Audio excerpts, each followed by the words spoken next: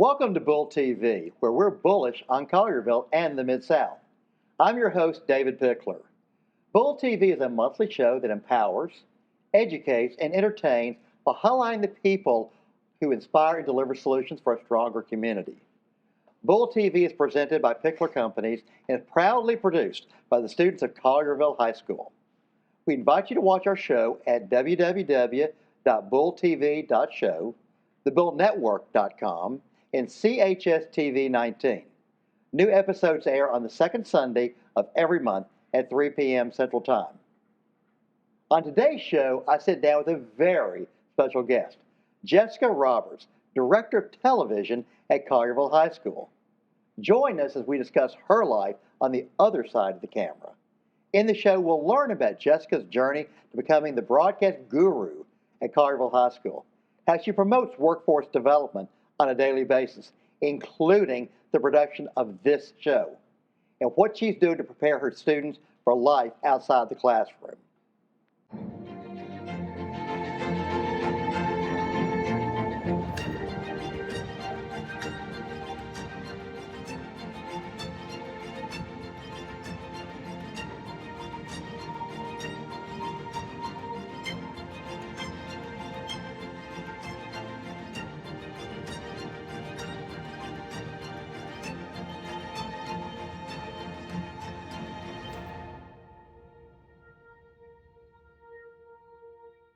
Today I'm joined by Jessica Roberts.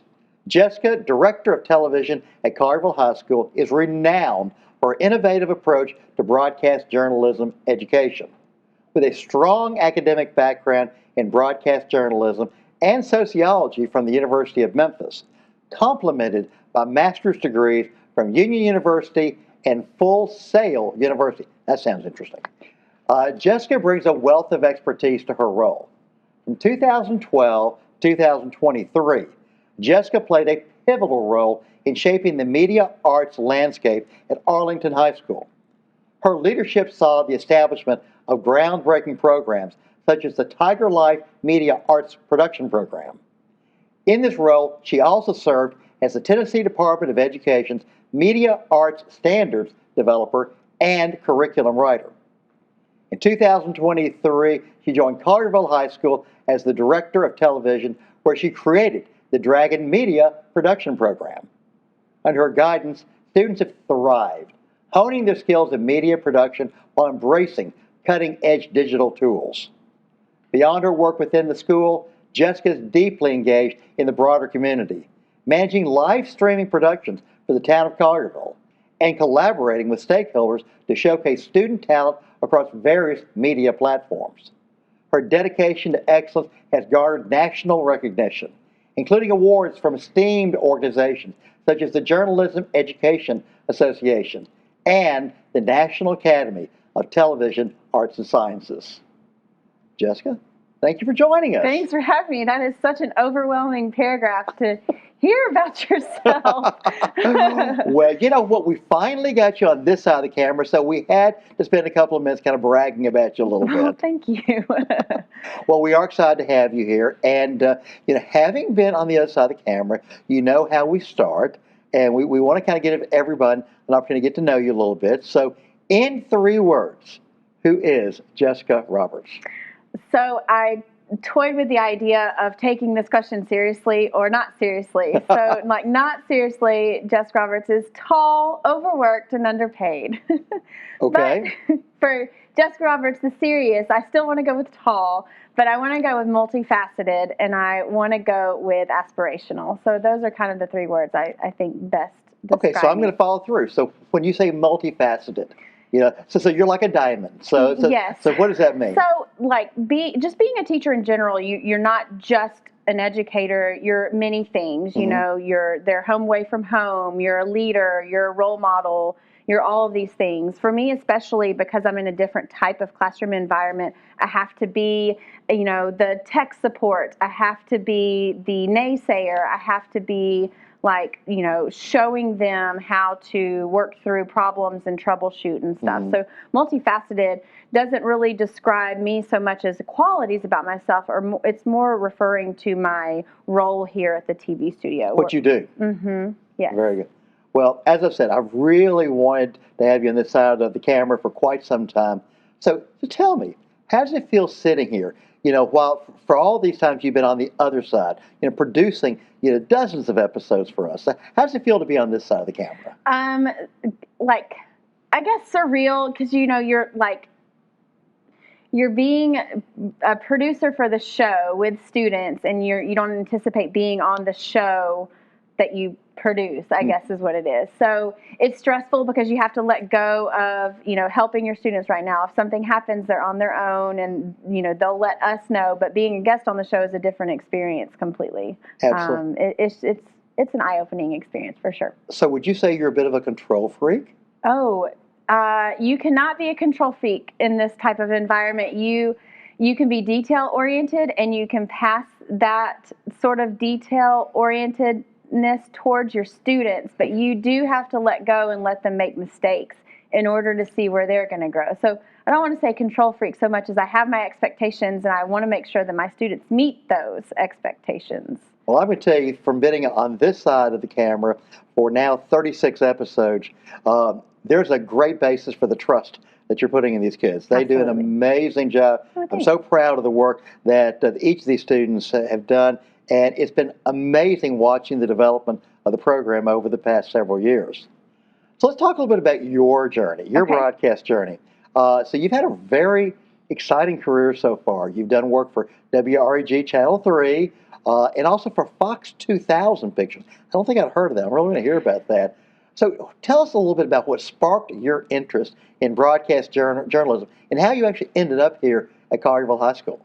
So my interest goes back to Legacy Shelby County Schools. So I was a student at Cordova High School, and they had a broadcast production class and program as well. Now, it wasn't as extravagant as it's been here recently in schools, but it was enough to kind of give you a taste of wanting to be in that type of environment and filming and doing television and that sort of stuff. So from Cordova High School, went into University of Memphis broadcast program. And so from there, did all sorts of internships and jobs. And the Fox 2000 is when Walk the Line was filmed here. Okay. So I got to be an extra in Walk the Line and numerous months, and then also got to be a production assistant. Okay. So I've been in both like film work and production work and radio and television also.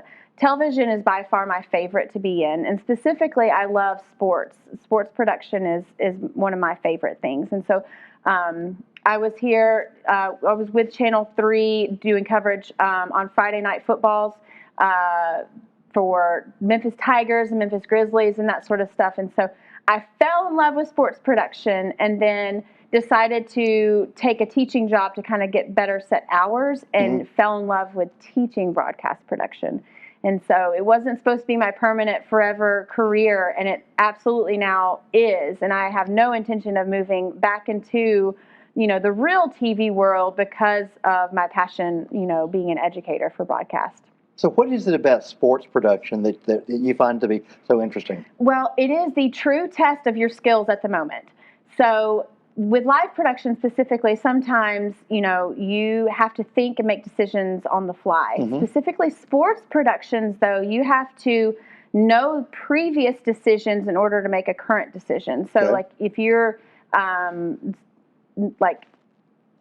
if sports history tells you this, then this may happen. Or you can speak to stats and careers and all sorts of stuff in the sports industries. That stuff doesn't play a lot of power into broadcast news or production, in general. But sports specifically, like what has historically happened, can determine stuff as it's happening. And that to me, it's a, like, you have to anticipate more. You have to anticipate, well, back this game did this and this did this, so we have to be prepared for that just in case. Where typical live productions of shows, you typically have an idea of what you're going to do, so you're not expecting the unexpected. Wow. So that sounds like, again, you've got to be prepared for the unexpected. Yes. It's impossible to explain, other than you have to be prepared for anything and everything, and be able to cut to commercial break or be able to talk at length about something that you can just kind of conjure up because we have a minute to fill, we have 3 minutes to fill. Like your time is more loose in sports production, and so you have to build on the past in order to produce the show. Wow. So is there a particular form of sports that you find to be either more challenging or more interesting to do? So football is very challenging. Football is probably the most challenging, or anything that's on a field, such like soccer or lacrosse. Basketball, basketball and volleyball are my favorite, only because I know the most about the sports, I think.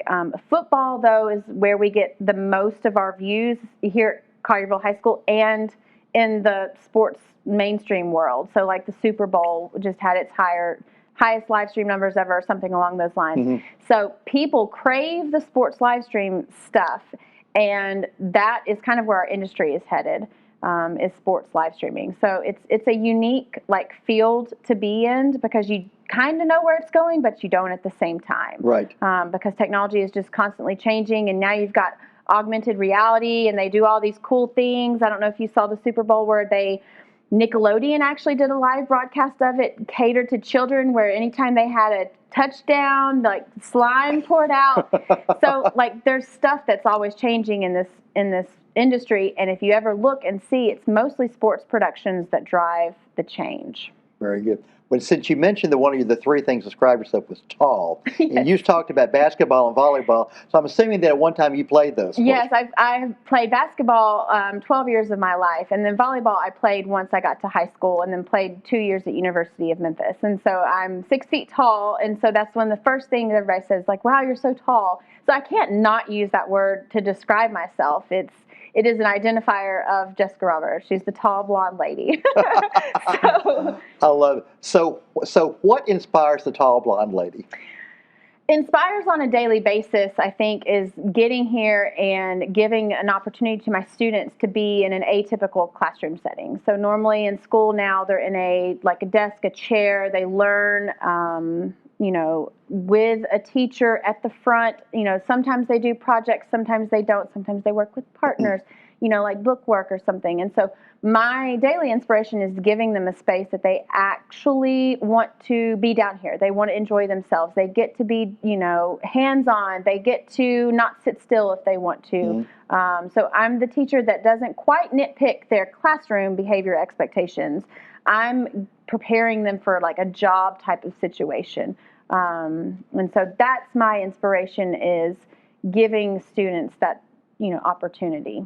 Well, it is an incredible opportunity. I've seen the programs here at Collierville, but I've also for many years was involved with GHS-TV in Germantown, and saw so many kids come through that program and then achieve their dreams. Yes. In broadcast journey, and most famously Chris Parnell. Yes. Who ended up on Saturday Night Live. Yes, and Germantown High School is a phenomenal program, and still to this day is very, very strong. And so West Tennessee historically has had very strong television programs in their high schools because of Germantown High School. No question. So, Frank Bluestein left quite a legacy there, although a very demanding program. Absolutely. And so he kind of set the bar for an all-in program. He had art teachers helping, theater teachers, everything like that. And so that was the time period that he was there with Germantown High School, had that whole department thing. And from that, you're able now to break apart the arts and really grow programs to their full potential as standalone entities now. And we're kind of deviating a little bit from the questions, but as you talk about that, are you looking to try to create some of the same aspects here at Collierville of integrating, the theater arts and visual arts in the things that you're doing here in this program? Yeah. So media arts is my passion. Which is a fine arts underneath the state of Tennessee that defines students working both in front of the camera and behind the camera. And so the career and technical side of broadcast lends itself to learning the technical aspects of television. The media arts are where the nuances are of learning how to conduct interviews and being personable on camera and all of the stuff that kind of gives them not so much theater performances, but media performances. Right. And so these skills not only translate into job skills, interviewing skills, just having to give a presentation at they're like a job firm or something like that, if they're trying to do something like that. So we try to incorporate as much as we can from the arts into our program, but because our program is already so much of the arts, Yeah. You don't want to bog too much of it down without, focusing so much on the basics sometimes. So it's a balance of wanting as much talent as you can in here, but understanding that this is not a theater class. This is not a, media arts class. It's kind of a lot of that. Sure it is. Wow. So you talk about all these different things you're bringing together.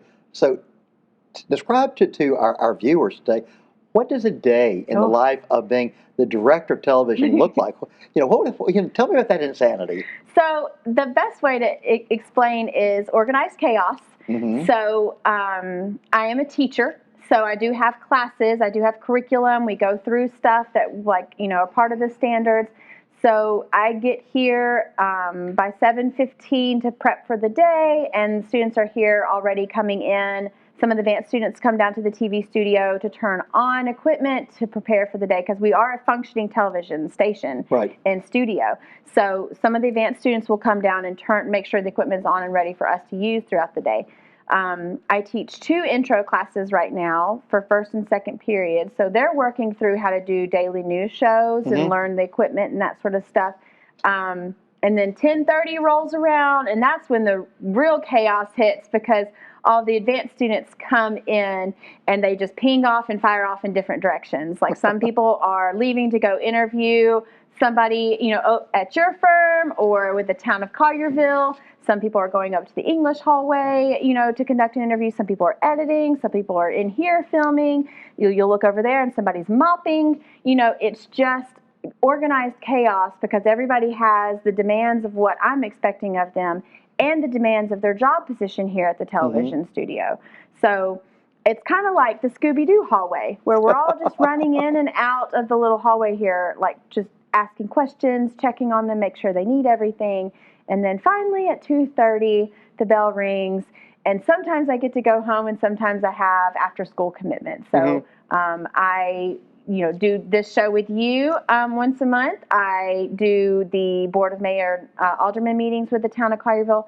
I do the Planning Commission meetings, and I do the Board of Education meetings with Collierville schools. So quite a schedule. Yes, it is quite a schedule, and thank goodness, I have everything in my phone, so I'm nice and organized. So it is being a teacher and running a television station at the same time. Wow. So you talk about that, and you talk about, Bull TV, the show here. If you would walk the audience through the production process, I've had the opportunity to kind of see firsthand the autonomy that you've given the students during the production. But if you would share a little bit with the audience about, what does it mean as you're actually baking this bread? Yeah, so we treat every production that we do with the seriousness that everything is going to air. Everything is going to be aired and produced for everyone to see. So for this production specifically, we like to prep before you get here. So during the advanced class, the person that's in charge for the studio will prep all the cameras, make sure all the prompters are functioning. We like to look at the script and have it printed prior to you getting here, so we can read through the questions. So we're as familiar with the script as you are. And so these are all students doing these tasks, not me, by the way. All of the pieces of equipment have to make sure they're working and functioning. And so most of that sort of stuff comes at 2:30, where we make sure everything is working. We set everything up. We mic check. We have everything kind of ready for you when you get here. And so you kind of get to walk into an environment where you get to sit and focus on being with your guests and forming that relationship to where they can give more honest answers and create a better show. So that way we take the technical aspects off of you, so you can focus on your script, your questions, and building that relationship with your guest. And so ultimately, after we hit record and get everything into a computer, we edit it very minimally. We don't like to cut out parts of the conversation that can have value, because you don't know what parts of the conversation would have value. And then we hit export, and we send the link to your communications director, Cameron, and he is the one that gets it published on your end. We publish it on our end for YouTube, and then we take over the Comcast station with a little program not every Sunday, but third Sunday at 3. When you air Sundays at 3. Right. So that's kind of how it works on our end, and we have a team of students behind here right now that is producing all of that. So there's usually between 5 and 10 students here producing the show for you guys. So it's a good experience for them, because normally they're used to shows that they not only have to produce but also be in front of the camera for. Okay. And this is a good experience for them, where someone is handling the script, the questions, and the guest, and we get to be the television team. That's right. And so this is the perfect opportunity for them to produce a show.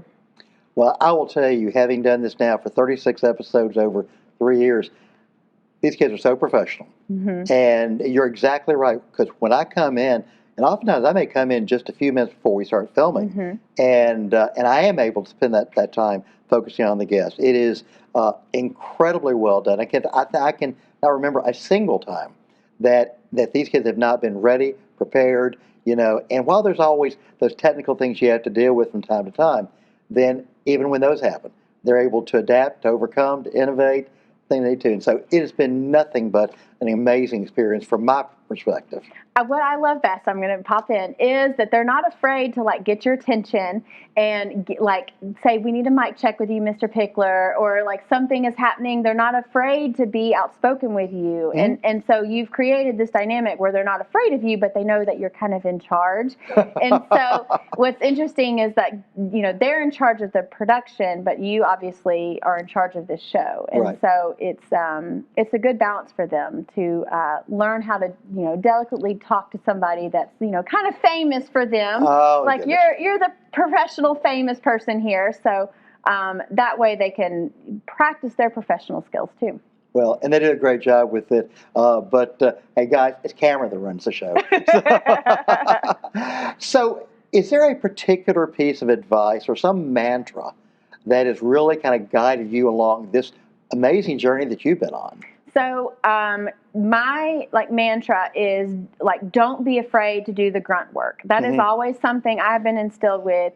Do not think that you're better than somebody else, to clean, to do the work yourself. If you need the cables pulled, sometimes I'm down on my knees pulling the cables, Mm-hmm. Or I'm powering through, and instead of passing off the job to someone else, I can finish it. I can do it myself.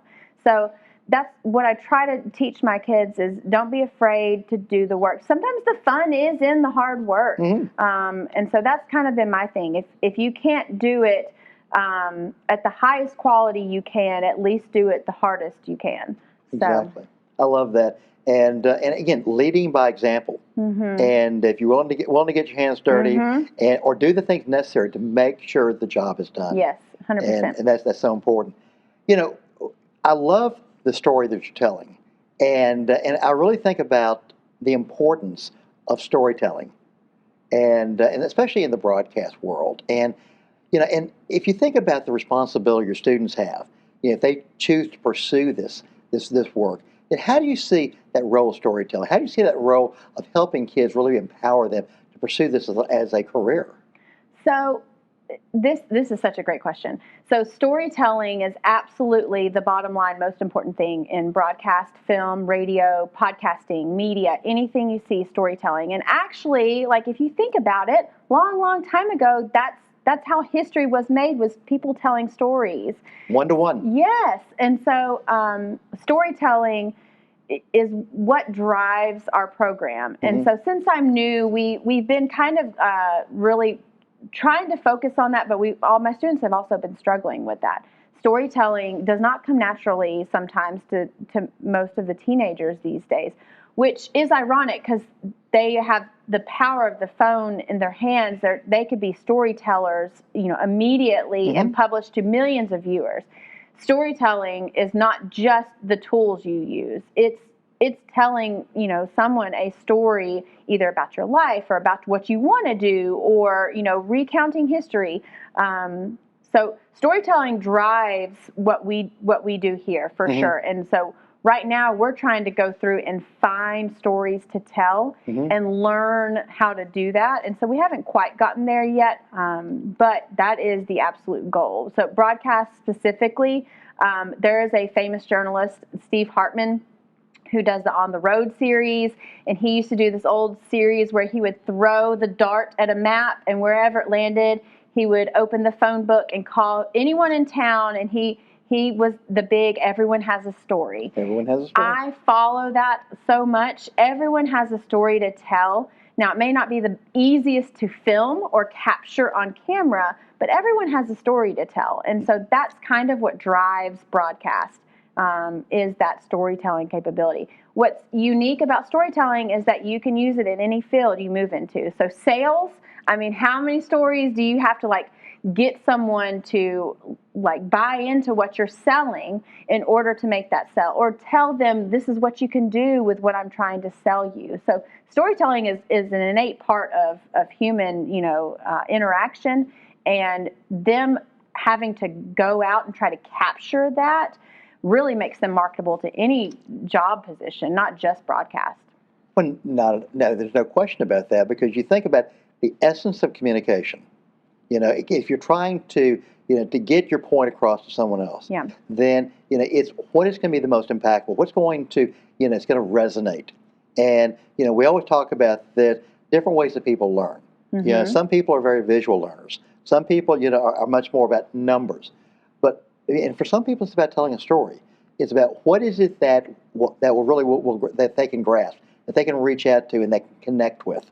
And if you can tell a story, then it's amazing what you accomplish. And if these kids can learn how to tell that story and tell their own story, then that can be an element of incredible power for them as they go forward in their career. Yeah, absolutely. That's the passion of storytelling in a nutshell, right there, is what for our program is. Well, we love it. So, do you have a particular teaching philosophy and a culture really that serves as the foundation of what you try to build in your classroom? Yeah, I love the trial by fire approach, where I'm like, hey, sit down. You can do this right now. It's great. Just boop along. Television production is not hard. It's getting the experience and gaining, the troubleshooting skills, or all that stuff just comes from doing. So right. I'm a big believer in letting the kids do it. And so I really have to kind of make sure I take a backseat approach and tell Johnny or whatever to jump on there and you do it, and I can show him how to do it, but let them make their mistakes. So I'm a big trial by fire person. If you can't make your own mistakes and learn from them, or as a teacher, if you only expect excellence from them and to never make mistakes, and you yell and scream at them when they make mistakes, they're going to be so scared to even try that they're not going to want to do. And so trial by fire, or making your own mistakes and learning from them, that's this program in a nutshell. Sure. Just letting them experience and letting them fail and realizing the microphone didn't work and they have to go back out and refilm. I call it the walk of shame, where they come back and they have left their SD card, or they didn't bring their light, or the battery didn't work, or halfway through something went wrong. And I'm like, oh man, that sounds awful. You'll have to refilm it. So giving them that work ethic, that stuff happens. You have to power through. I'm sorry that happened to you. What we learn, right? Bring backups. Make sure that you do mic checks before you hit record. Make sure you hit record. If you can't hit record, you're missing something. So it's lots of that, but you can't learn that without doing. So I can't be there and handhold every step of the way. That's right. And they're going to remember that phone call they have to make to that guest and say, oh, by the way, we have to refilm that. Yes, and that's a big part of being in a professional world. Sometimes we make mistakes as adults. I make mistakes all the time. And I usually make sure to call out when I make a mistake, so everyone can see that, I'm allowed to make mistakes. Sure. Jessica Roberts, the tall grown-up, is allowed to make mistakes, but I make sure that I fix what I, am working on. And so that's probably the biggest thing here. Trial by fire, and making sure they make mistakes and they know how to fix them. That's exactly right. I mean, learn from their mistakes. You know, you don't have someone who has 10 years of experience, but all they really have are 10 years of making the same mistakes. They never Yeah. really learn from that. Yeah. So we talk about learning. We talk about, revolution. You talk about evolution. Talk to me a little bit about the role of technology. Because, I mean, we think about broadcast. I know, we're now here in this amazing facility, and we're looking at like a much bigger teleprompter. Yes, new teleprompters. Gorgeous. We love you. Yes. And so what would you say is how you've integrated technology and maybe overcome the challenges of technology? So the new teleprompters were a grant from the Collierville Education Foundation. So I just want to shout out that because that is a big upgrade for us.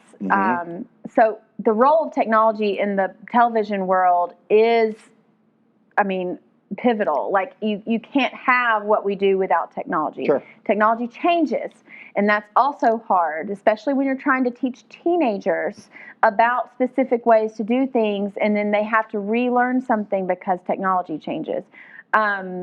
This is the absolute epitome of integrating technology into the classroom and learning situations. So what is delicate and interesting about this situation is how much technology builds on each other. So right now you're thinking, oh, it's just cameras and we hit record. But not you, but specifically people at home may think that. But me and you both know that there's an entire control room of students operating, 10 pieces of equipment to make this work.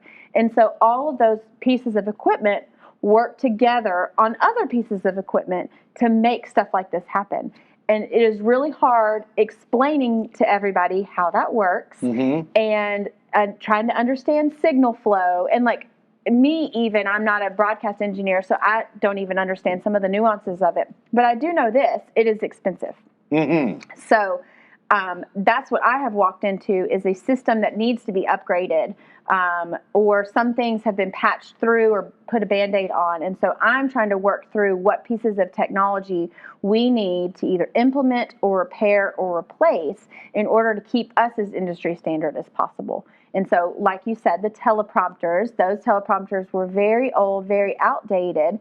Kind of had to squint sometimes at them, but now we have huge new teleprompters that only add value to our program. As I was telling Cameron earlier, the primary person that uses this studio is teenagers.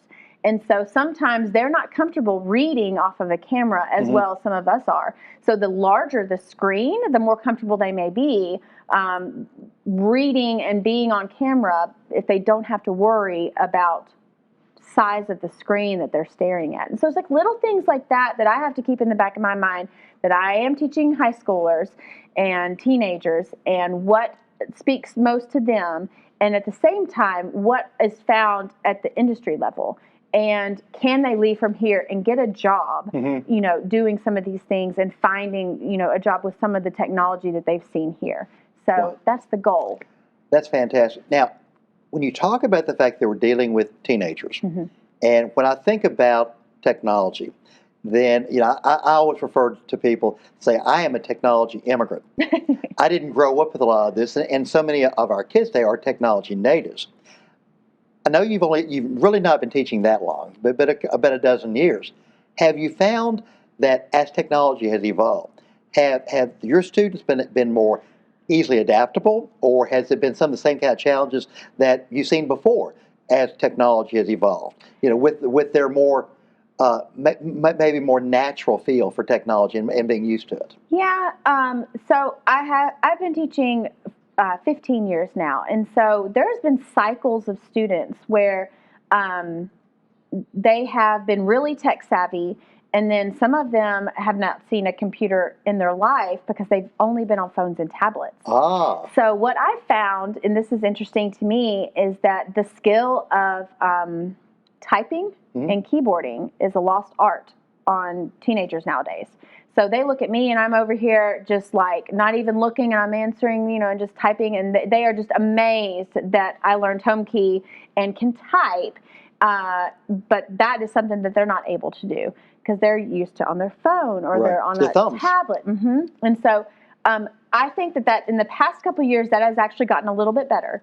I think Collierville specifically gets a little bit better at that because they have the laptops here as a one-to-one. So the students get a little bit more computer skills at the high school level when they come in. What is also interesting to me is sometimes you have students that we're not tech savvy to start the beginning of this year with me, and because of me like kind of trial by fire and forcing them to figure out solutions for themselves, they either really take to it on the computer, or they realize that they're actually really good at it and they kind of take a shining to it. And part of being down here is that there's so many layers of technology they think they can be good at. Mm-hmm. It's not just computers. It's also computer applications. It's also internet. I have changed so much since I've been here and have just forced them to learn it.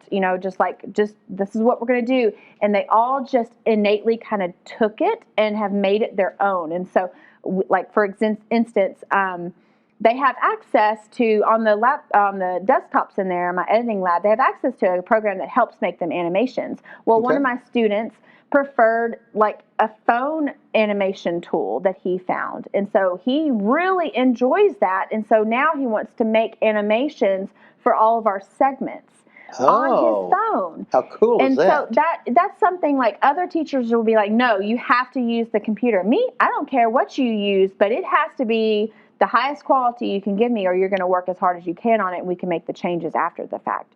So it's not the tools that drive the success, it's the student. Mm-hmm. So if I give you a tool, you should try to find success in that. And so that's what technology and computers and stuff down here for us mean. That's fascinating, especially the part about the keyboarding. Is the lost art of that. Wow. So what would you say would be the most rewarding aspect of your job? Oh, man. So as an educator, I want to say the best parts of my job are knowing that when they leave, that is the rewarding part of the mm-hmm.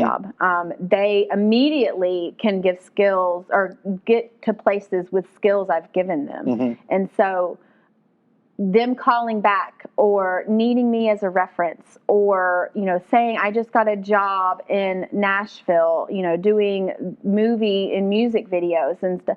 So like all cool. of that stuff is like just makes my heart happy. Sure. That's the most rewarding part of my job is as mean as I am some days and as like tough as I am on some of them, they leave with a different experience from high school than some of their other classes. And they leave with something that they have that is important to them, that they can use immediately when they leave. And should they choose to go into this field, that I will empower and support them every step of the way. I'll use all of my networking, like tools at my disposal, try to get them still where they want to be post high school. So the reward is almost immediate for me because they talk to me all the time how much they love being down here, and they love being in this environment. They love this class, or they love what they're doing, or they love the freedom that they're given, or right. that sort of stuff. So the reward is almost, every year when they graduate, when they're so excited to go do professionally the skills I gave them. That's awesome. Now, you said you're tall. You didn't say you're mean. So being a hgoing school teacher, you have to have just a little bit of sass and, attitude, because you have to get down on it. Like, look, I'm going to reason with you. You have to do it. Like, I'm just sorry. It's just part of it. You have to be a little bit mean, but not too mean. There we go. Yeah, to build that relationship with high schoolers. Well, you've talked about the media arts and other arts, and clearly broadcast journalism is very much a part of the arts. And one of the things that we've been passionate about with Pickler Wealth Advisors is we value and support the impact that arts have on our society.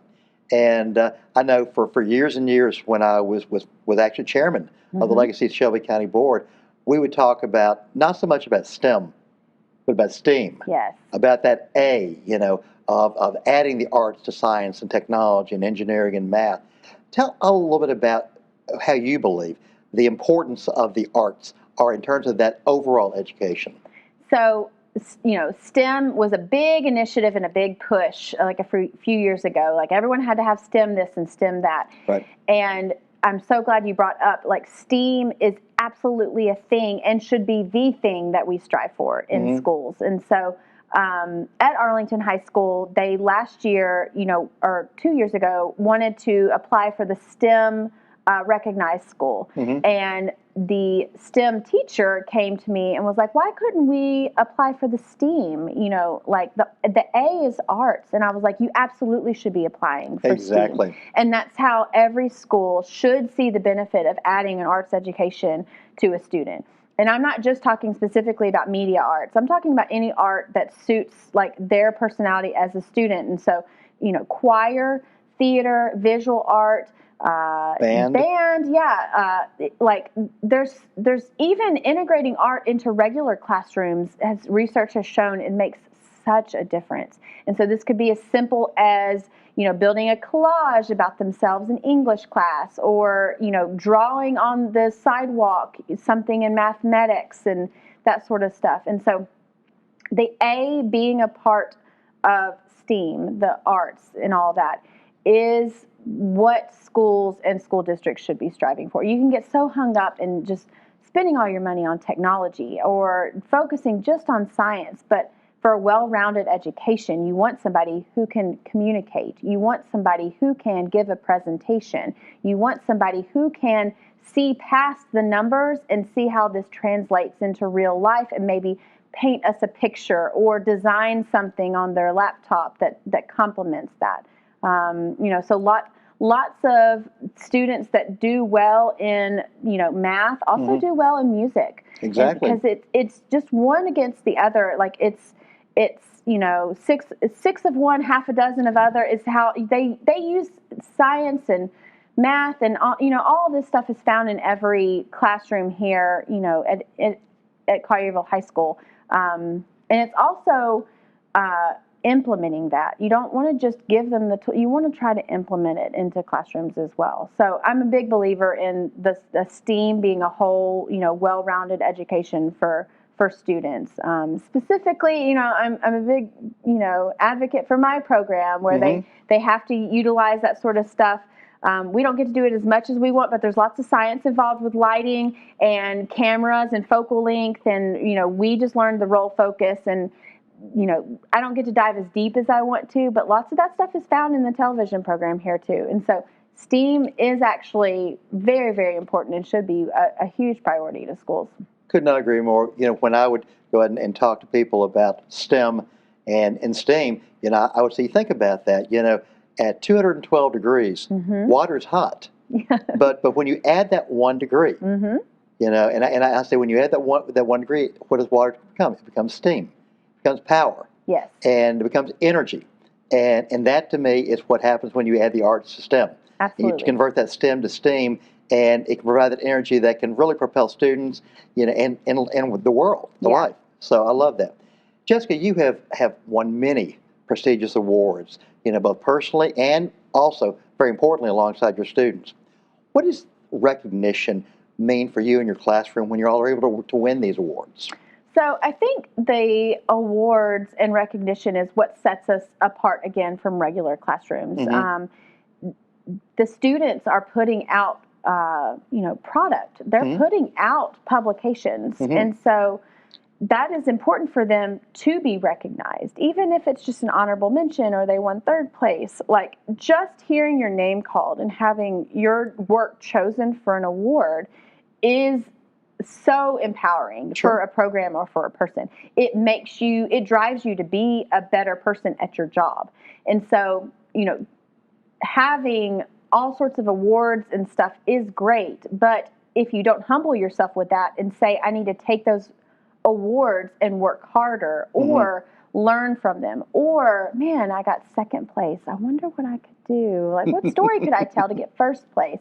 So awards are great, and students love them. And so they love being recognized on different levels than they typically would be recognized. And so we do something here for Dragon Media where we pick the Dragon Media Journalist of the Month. And so it's somebody here in the advanced classes that has shown, above and beyond, or worked above and beyond. And so every month we talk about the person, and then we award them, and we post their picture on social media. Very and cool. their face just lights up. And so that's just how it is with awards. Like, you get acknowledged for all of your hard work, and you like completely reap the benefit of that. And then you self-reflect and say, I did such a good job, but like, how can I continue to grow? Correct. And that's what's most important. And so that's Cameron, y'all's firm just won a big award for advertising, I believe. And so you don't take that and say, oh, we're so great, we'll just stop right here. No. You take that and you go, I want 2 of these next year. Like you grow with the awards. You grow in your mind with that, with the power that awards give you. And so it's no different from teenagers and real jobs. You want that recognition. You do, and again, I love you talk about the fact of growing. One of my favorite quotes was from the late Ray Kroc, who was the founder of McDonald's. Mm-hmm. And whenever he would greet people in the hallways, they would say, "How you doing?" And he'd always say, "I'm green and growing." And because that's what you want to be in life. You always want to be growing, trying to get better, trying to move forward. Always a learner. Always a learner. Mm-hmm. So, of all the wonderful things that you've done, are there particular challenges that you face in this role? And as you're facing these challenges, how do you find a way to overcome them, and maybe even teach your students how to overcome these challenges? So since I teach teenagers, one of the biggest things I face is empowering them to work, but also like getting them to work with each other can sometimes be a big problem. Having them understand also how to talk to teenagers, like to work alongside, is a big struggle for me. And so you just want to yell and scream, and you can't do that sometimes. But that is a big struggle, is figuring out what empowers teenagers.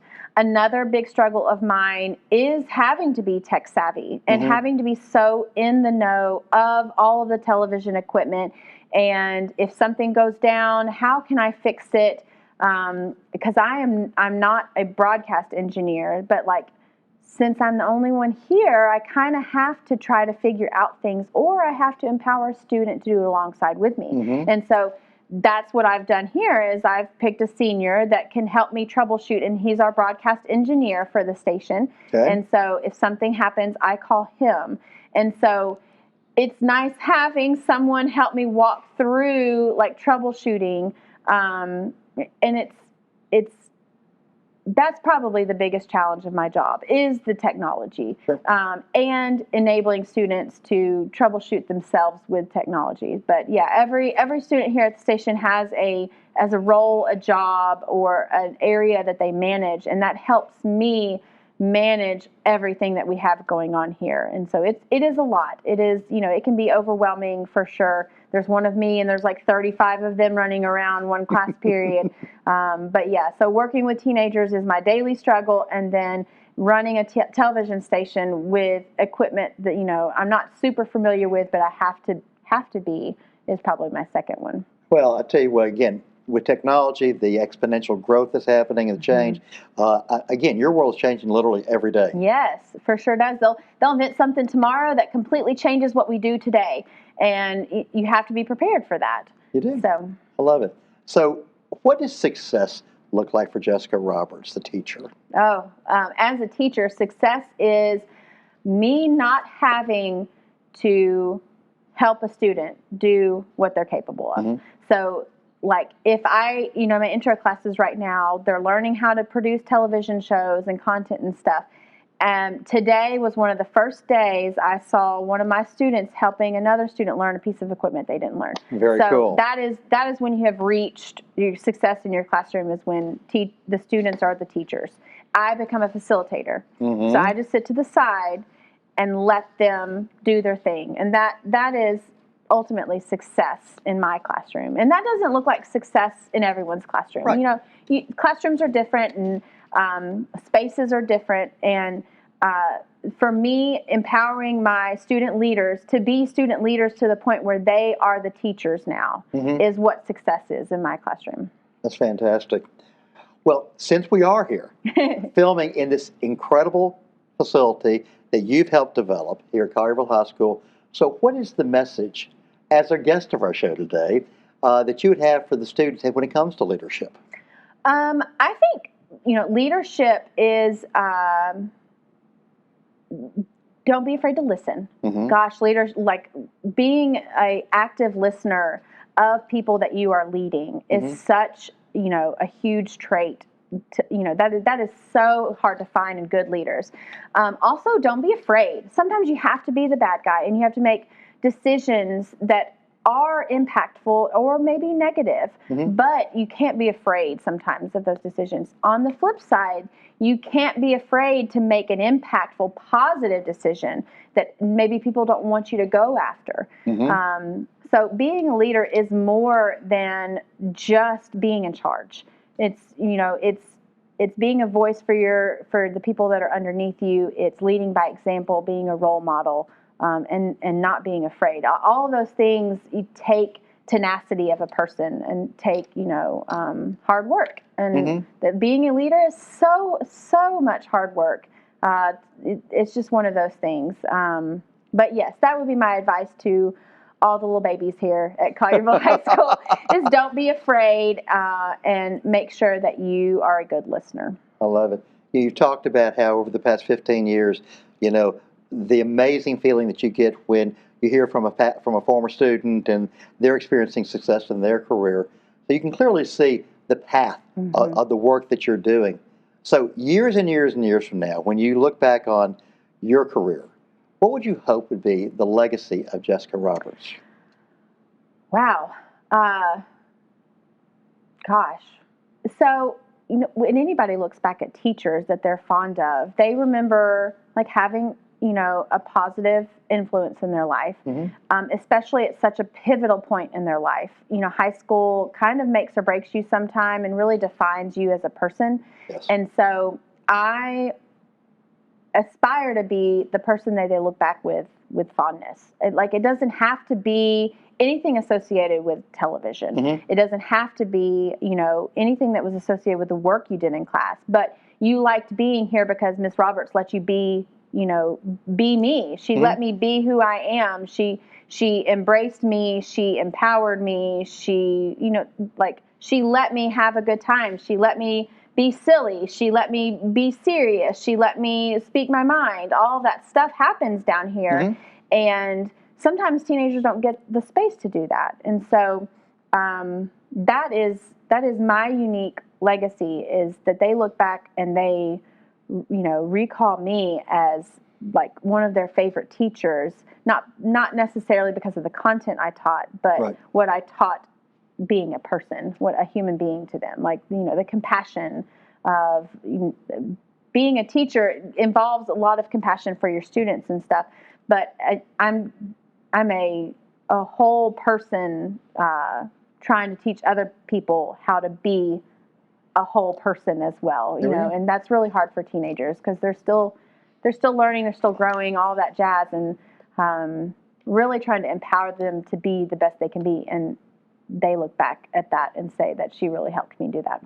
Well, I have a very strong belief that that's exactly what you are doing. And and I tell you what, I'm so proud of the leader that you are and the leaders that you're creating. Oh, thank you. And but what I really want to do is I want to thank you. My goodness, this has been so much fun. Yeah. I mean, finally dragged you over on this side of the camera. And you made me wear makeup and something How about nice. that? I mean, and you look great. Thanks. But I mean, the fact that you've been able to share your story, yes, with young, and quite frankly, you've been able to share your story with your kids. Yes. And they were so very excited that I was the guest today. And like normally, because they don't know who the guest is until they arrive, and then they watch the production and they're like, wow, that was actually really cool. Like what the Lisa Haig that we just had on with the equestrian therapy. That's right. Stuff like that you don't know until their story is told, and then we watch it and they go, wow, that was so Isn't that fascinating. Cool? And so this is just an example of everyone has a story, and my story is here. Like, this is Collierville High School's television is part of my story. But you don't get to have a story without, having something from your past to get you there. So well, and I really appreciate the fact that you've been willing to share your story, because storytelling is so important. And what you are empowering, what you and your students are empowering is giving so many people the opportunity to come on this show and share their story and to hopefully educate and enlighten and empower other people that maybe want to be inspired by that. And so the reality is Bull TV would not be possible without your vision, your commitment, your passion, and also the incredible work of your amazing students. You are empowering the next generation of storytellers. You are inspiring them, with your passion, with your expertise, and this incredible and unwavering dedication that you have to excellence. And so I just want to thank you. You've done an amazing job and will continue to do an amazing job. And I'm very excited to see what the future looks like as we continue to grow this program. Yeah, I am too. That's the thing about it. Like I know where I want us to go, but I don't know how we'll get there yet. So we'll figure out a way. You will figure it out. That's right. Well, thank you so very much. Thank you, Mr. Pickler. Journalism is what we need to make democracy work. This amazing quote is from the legendary American television journalist Walter Cronkite. Uncle Walter was the anchor for the CBS Evening News for nearly 20 years, chronicling everything from the assassination of President John F. Kennedy, the man's first steps on the moon, to the resignation of Richard Nixon, to the American Civil Rights Movement. Walter Cronkite became widely known as the most trusted man in America. From the days of Edward R. Murrow to the broadcast personalities of today, America has received its news through the lens of the television broadcast. Public opinion can be largely shaped and reshaped by the influence of broadcast journalism. The media culture today is still wildly influenced by those television journalists who deliver the news and shape public attitudes and behaviors. Tom Stoppard, the great American writer, once said that if your aim is to change the world, journalism is a more immediate short-term weapon. We can debate the current state of broadcast journalism and the state of the news with great passion, but the role of journalism and media is unmistakable. Henry Grunwald said it best when he stated that journalism can never be silent, that its greatest virtue and its greatest fault, it must speak and speak immediately while the echoes of wonder, the claims of triumph, and the signs of horror are still in the air. CNN anchor Christiane Amanpour shares the belief that good journalism and good television can make the world a better place. We are so blessed to have a program at Collierville High School that not only teaches our students about the technical aspect of television and film production, but also provides guidance and instruction about the power and ethical responsibility of television journalism and media in general. Bob Schieffer expressed the view that journalism is a great way to do public service and to have an impact on your community. Great journalists throughout recent history have served our world and their profession by holding those in positions of power accountable to the people they were elected to serve. The students who meet the challenge of service in this profession will be the modern-day chroniclers of the greatest stories in our society. They will bear witness to history and bring history to life. Journalism is, in fact, history on the run. Thank you, Jessica Roberts, for your incredible leadership in developing an amazing program for the students at Collierville High School. You are preparing the next generation of journalists that will develop the ability to ethically and factually deliver the news, shape opinions, and change the world. And that is my 2 cents. Until next time, I'm your host, David Pickler. Thank you for watching Bull TV, where together we deliver solutions for a stronger community.